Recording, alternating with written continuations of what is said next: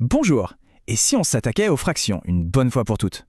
On va laisser de côté les mauvais souvenirs de l'école, hein. Aujourd'hui, on va voir que ces chiffres sont en fait un outil super simple et vraiment puissant. Allez, c'est parti. On a tous connu ça, non? Se retrouver devant une fraction et se demander « mais qu'est-ce que ça veut dire au fond? Est-ce que c'est juste un truc d'école ou un outil qu'on peut vraiment maîtriser ?» Eh bien, c'est ce qu'on va voir ensemble. Voici notre feuille de route. C'est simple. On commence par les bases, on découvre la fameuse règle d'or, et puis on s'attaque à chaque opération, l'une après l'autre. Je vous le promets, à la fin, tout ça sera beaucoup plus clair. Alors, première étape, une fraction, c'est quoi au juste? On va oublier les définitions à rallonge et aller droit au but. Et voilà, c'est ça le grand secret. Une fraction, ce n'est rien d'autre qu'une division qui est en pause. Quand on voit 3/4, il faut juste penser 3 divisé par 4. Rien que de voir les choses comme ça change tout.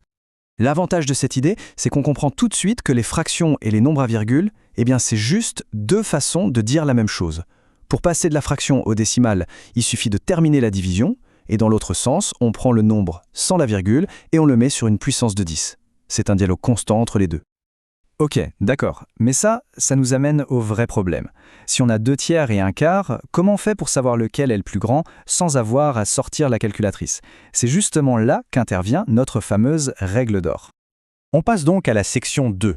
Et là, on va parler de la clé universelle qui débloque presque tout, la mise au même dénominateur. Voilà, il faut bien retenir ça. C'est vraiment la base de tout. Si on ne fait pas ça, on est bloqué. L'idée, c'est de faire en sorte que nos fractions parlent la même langue, qu'elles soient exprimées en parts de la même taille. Bon, en pratique, comment on fait? C'est très simple. D'abord, on cherche un nombre qui est à la fois dans la table de 3 et dans la table de 4. Le plus petit, c'est 12. Ensuite, il faut juste ajuster chaque fraction pour qu'elle soit sur 12, mais sans changer sa valeur. Donc, si on multiplie le bas par 4, on doit aussi multiplier le haut par 4. C'est tout. Et là, magie.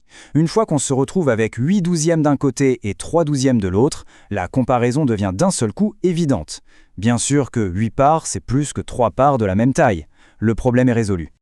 Maintenant qu'on a cette clé en main, on va voir comment elle nous sert pour l'addition et la soustraction. Et vous allez voir, la logique est exactement la même. La règle est absolue. On ne peut pas additionner des choses qui n'ont pas la même taille. C'est comme essayer d'ajouter des pommes et des bananes. Il faut d'abord tout mettre dans la même unité. Une fois que c'est fait, on n'a plus qu'à additionner les chiffres du haut. Le chiffre du bas, lui, il ne bouge pas. Pourquoi?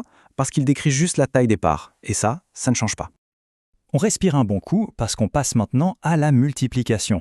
Et là, c'est la bonne nouvelle du jour, on peut complètement oublier la règle d'or. C'est beaucoup, beaucoup plus direct. Et c'est vrai, la multiplication de fractions, c'est étonnamment facile. Il n'y a pas d'étape de préparation, on peut y aller franco. La méthode est on ne peut plus simple. On multiplie les numérateurs entre eux et on multiplie les dénominateurs entre eux. C'est tout. 2 fois 4, ça fait 8.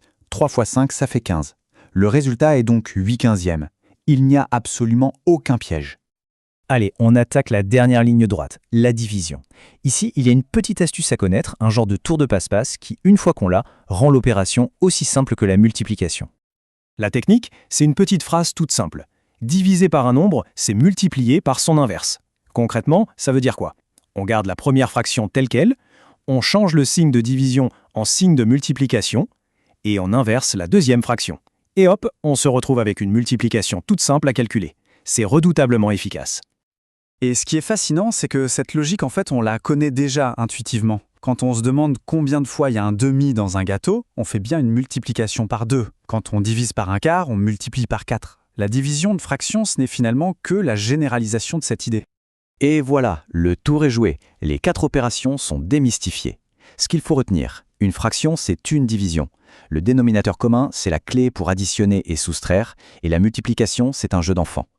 Du coup, la question n'est plus comment on fait, mais plutôt, maintenant que c'est un peu moins intimidant, quel sera le prochain défi mathématique à relever?